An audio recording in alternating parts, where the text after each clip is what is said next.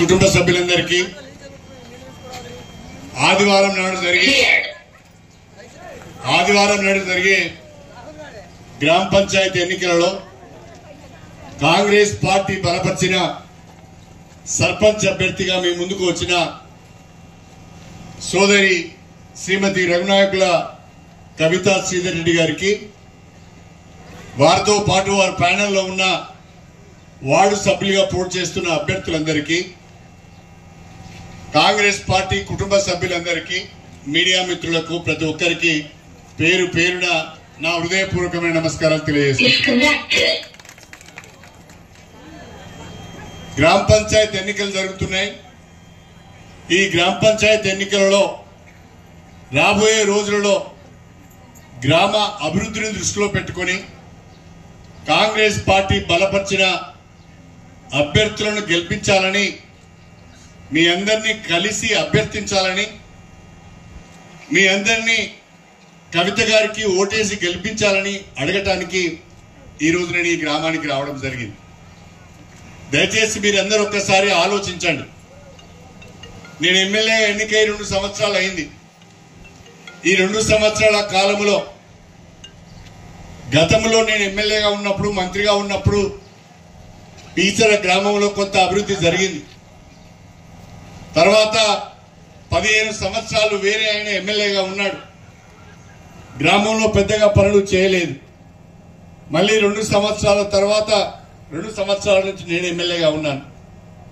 నేను ఎమ్మెల్యేగా ఉన్న ఈ కొద్ది కాలంలో మన గ్రామంలో పేదవాళ్ళు ఎక్కువగా ఉన్నారని, ఇల్లు లేని వాళ్ళు ఎక్కువగా ఉన్నారని ఆలోచించి మన మండలంలోనే అతి ఎక్కువ ఇందిరమ్మ ఇండ్లు 65 ఇందిరమ్మ ఇండ్లు నేను పీచర గ్రామానికి ఇవ్వడం జరిగింది అని చెప్పి నేను ఈ సందర్భంగా మీ అందరికి సవినయంగా తెలియజేసుకుంటున్నాను.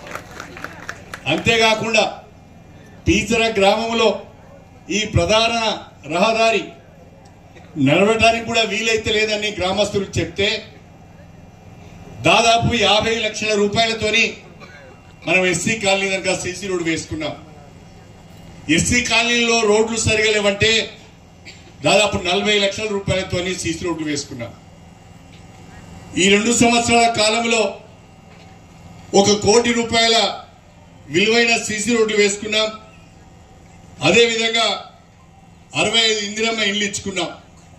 అది కాకుండా మొన్నటికి మొన్న వేలేరు నుంచి కొమ్ముగుట్ట దనక, వేలేరు, శాలపల్లి, పీచర, మద్దలగూడెం, కొమ్ముగుట్ట, లింగంపల్లి, శ్రీపతిపల్లి, ఏన్యానాయక్ తండ వరకు ఈ రోడ్డును డబుల్ రోడ్డుగా చేయాలని చెప్పి ప్రభుత్వానికి విన్నవించి ఇవాళ 12 కోట్ల రూపాయలు ఈ రోడ్డుకు మంజూరు చేయించడం జరిగింది అని చెప్పి నేను ఈ సందర్భంగా తెలియజేసుకుంటున్నాను.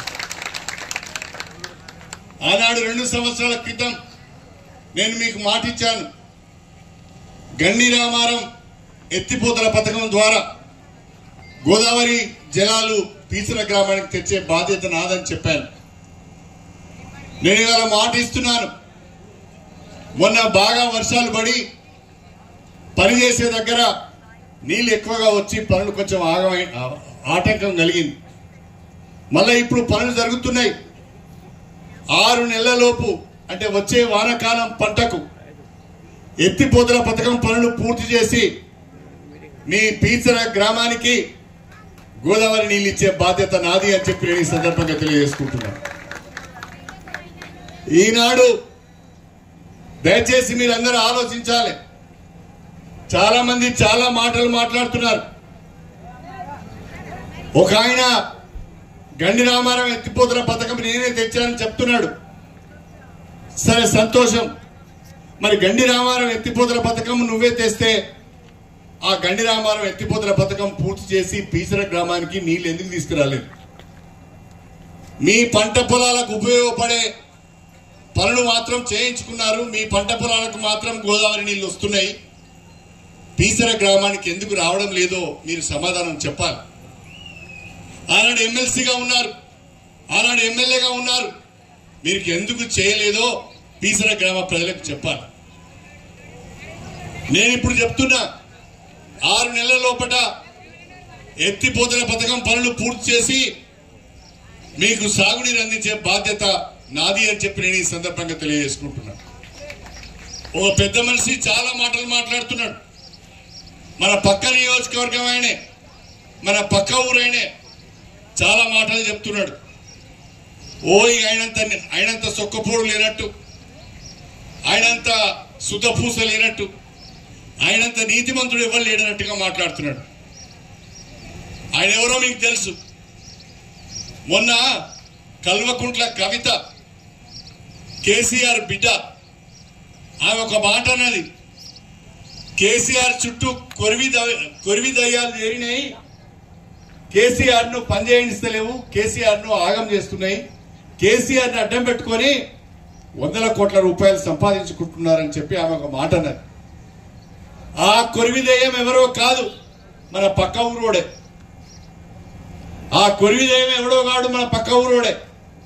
కేసీఆర్ పేరు చెప్పుకొని 100 కోట్ల ఆస్తులు సంపాదించుకొని ఆ డబ్బుతో యూనివర్సిటీలు, మెడికల్ కాలేజీలు, ఇంజనీరింగ్ కాలేజీలు పెట్టుకొని ఇవాళ తాను నీతివంతుడిని సుఖపోని అని చెప్తున్నాడు. ఇవాళ నేను పీచర గ్రామ ప్రజలను అడుగుతున్నా.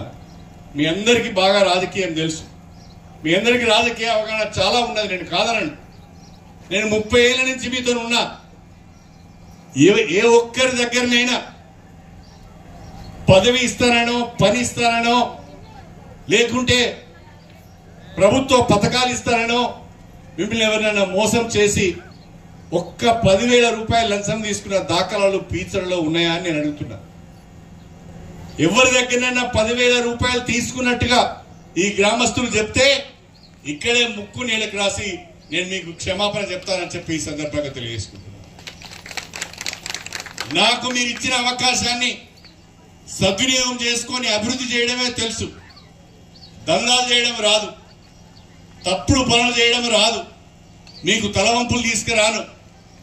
ఎక్కడికైనా నా సొంత డబ్బులతోనే వెళ్తాను, ఎవరిని ఇబ్బంది పెట్టను, ఛాయ్ కూడా తాగను, వాళ్ళ దగ్గర ఖర్చు పెట్టియను. నేను ఆ రకంగా 30 సంవత్సరాలుగా ఈ జిల్లాలో రాజకీయాలు చేస్తున్నాను, నిజాయితీగా పనిచేస్తున్నాను. ఆయన అంటాడు కడియం శ్రీహరి అవినీతి పరుడు అని.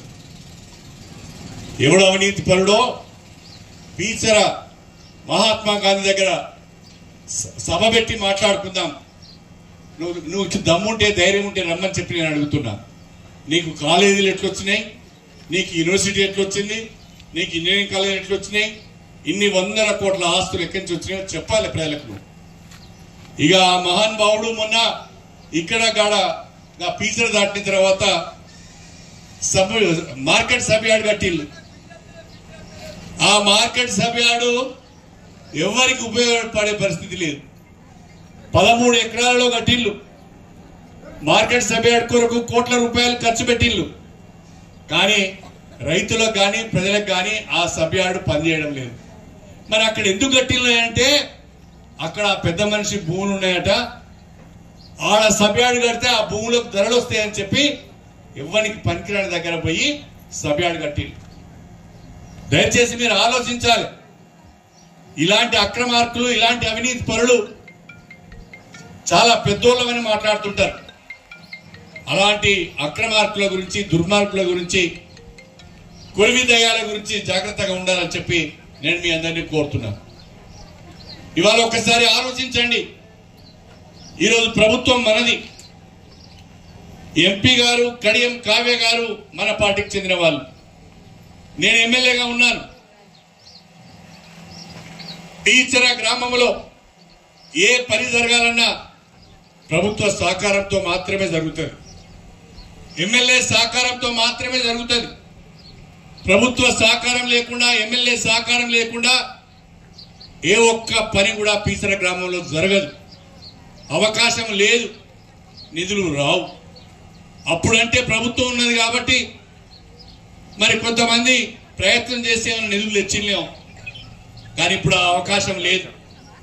వాళ్ళ ప్రభుత్వం లేదు, వాళ్ళ ఎమ్మెల్యే లేడు, కేసీఆర్ ముఖ్యమంత్రిగా లేడు. ఆయన దగ్గర కొరివి దయ్యం లెక్క చేరి డబ్బులు తెచ్చడానికి కూడా వీలు లేదు. మరి వేరే పార్టీ అభ్యర్థికి ఓటేస్తే గ్రామం అభివృద్ధి జరగదు. వేరే పార్టీ అభ్యర్థికి ఓటేస్తే ఊరు ఆగమైతుంది. అదే కాంగ్రెస్ పార్టీ బలపరిచిన రఘునాయకుల కవిత గారికి ఓటేస్తే ఊరు బాగుపడుతుంది అని చెప్పి నేను మీ అందరికి సవినయంగా తెలియజేసుకుంటున్నా. దయచేసి ఆలోచించాలని కోరుతున్నా. దయచేసి ఆలోచించాలని చెప్పి నేను మీ అందరినీ కోరుతున్నా. తొందరపడి నిర్ణయం తీసుకోవద్దు, ఆగమాగం కావద్దు. పీసర గ్రామంలో చాలా మంది చాలా రకాల ఆలోచనలు ఉన్న వ్యక్తులు ఉంటారు. దాంతో కూడా కొంత ఊరు ఆగమవుతాను. ఊరంతా ఒక మాట మీద ఉండాలి. ఊరంతా ఎవరితోనైతే పని జరుగుతుందో, ఎవరైతే నిధులు తీసుకురాగలుగుతారో, ఎవరైతే ప్రజలకు అందుబాటులో ఉండి నిజాయితీగా పనిచేస్తారో వాళ్ళకు మనం ఓటేయాలి. నేను ఇవాళ మీకు మాట ఇస్తున్నా, ఈ గ్రామంలో మళ్ళీ ఇందిరమ్మ ఇల్లు కావాలన్నా, ఈ గ్రామంలో సీసీ రోడ్లు కావాలన్నా, సైడ్ డ్రైన్లు కావాలన్నా, వేలేరు నుంచి పీచర మీదుగా మధ్యగూడెం కనుక బ్రహ్మాండంగా రోడ్డు కావాలన్నా, గండి రామారం ఎత్తిపోతల పథకం పనులు పూర్తయి ఈ గ్రామానికి గోదావరి నీళ్లు రావాలన్నా, ఇక్కడ ఏ పని జరగాలన్నా కూడా, తండాకు రోడ్డు కావాలన్నా, వేములపల్లికి పని కావాలన్నా, ఎవరికి పని కావాలన్నా కాంగ్రెస్ పార్టీ సహకారం, కాంగ్రెస్ ప్రభుత్వం యొక్క సహకారం కావాలి. అందుకే కవిత గారికి ఓటేయమని నేను అడుగుతున్నాను. వేరే వాళ్ళకు ఓటేస్తే నష్టపోతామనే విషయాన్ని గ్రహించాలని చెప్పి నేను కోరుతున్నాను. ఇవాళ రాష్ట్రంలో కాంగ్రెస్ పార్టీ ఉన్నది, 2 సంవత్సరాలుగా కాంగ్రెస్ ప్రభుత్వం ఉన్నది. ఒక 2 మంచి పనులు చేసి వాళ్ళు పేదవాళ్ళకు ఉపయోగపడేటి అవి నేను చెప్పాలని మీకు అనుకుంటున్నా. ఎందుకంటే మా సోదరి మనులు ఎక్కువగా ఉన్నారు. గతంలో